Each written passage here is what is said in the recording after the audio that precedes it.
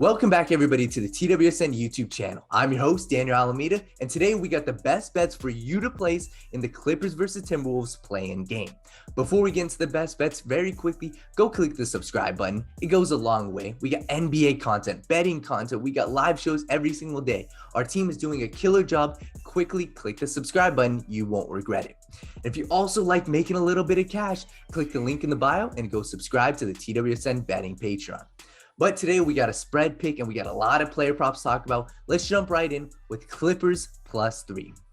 The Clippers have beat the Timberwolves in 3 out of the 4 games of their season series, and I don't understand how the Clippers aren't favored here.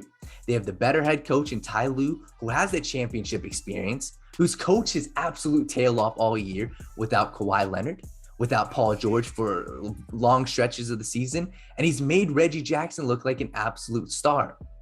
Also for the playoffs, that's where the game tightens up. So teams with better offensive efficiency ratings, they don't do nearly as well because you can't play as fast in transition. It's a lot more half-court offense, slow pace, pick and roll.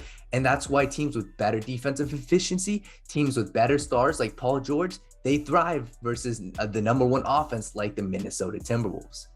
Lastly, in order to succeed in the playoffs, you have to be hot. And the Clippers are just a more hot team right now. They're 6-1 in the past 7 games, and the Timberwolves are 3-4 in their past 7 games. So with all that being said, it's a 50-50 game. I think the Clippers are the better team. I'll take the points +3 there. In addition to the +3, I'll also sprinkle a little bit on the money line. Like I said, it's a 50-50 game. I think the Clippers are the better team at +130. That's great value. Give me the better team, the Clippers, to win. I'll sprinkle a little bit on that. Now it's time to get into our NBA player props. Our team has been absolutely killing it. We'll start it off Patrick Beverley under 10.5 points. Patrick Beverley, what is he known for? He's known for getting in opposing players' heads. He's known for his defense. He's known for his antics. What is he not known for? His scoring, right? So that's why we're going under 10.5 points. He's missed 10.5 points in 9 out of his past 10 games. So he's only had 11 or more in 1 out of his past 10 and 13 out of his past 15. So with D'Angelo Russell, coming back into the lineup recently, Patrick Beverley isn't going to be asked to score. There's Karl-Anthony Towns. There's, Anthony Edwards. Patrick Beverley doesn't have to score. So he's going to spend most of his energy on defense, and 10.5 points is a lot in the playoffs. I'll take the under all day long. Keeping it going, we got Paul George over 40.5 points, rebounds, and assists. I'm sorry, the Timberwolves are giving up the 5th most points to opposing small forwards. They're giving up the 9th most rebounds to opposing small forwards, and they're giving up the 4th most assists to opposing small forwards.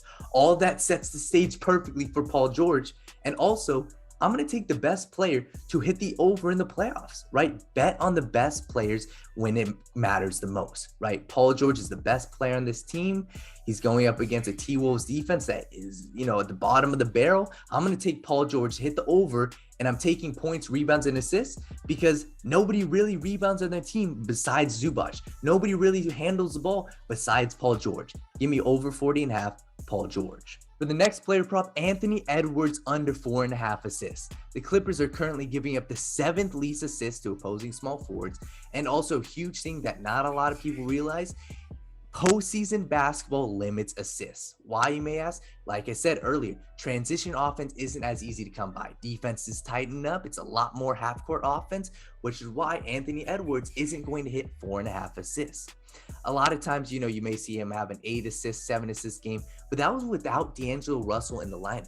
When Russell's in the lineup, he's the one handling the ball. Edwards is, tasked to score the ball. 2 games ago, Edwards had 49 points because he wasn't asked to pass the ball. That's D'Angelo Russell's, his job. And with the Clippers limiting assists to small forwards, I'm going to take the under on Anthony Edwards' assists.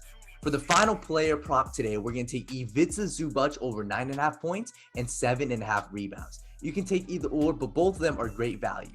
ZUBAC has hit the over in his points in 6 of his past 6 games, and he's also hit the over in rebounds in 5 out of his past 6 games.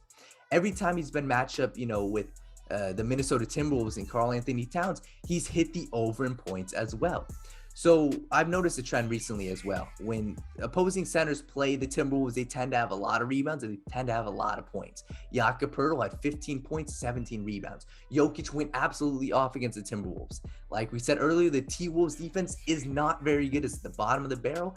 I'm going to take ZUBAC, their number one rebounder on the team, to get the over in points and over in rebounds.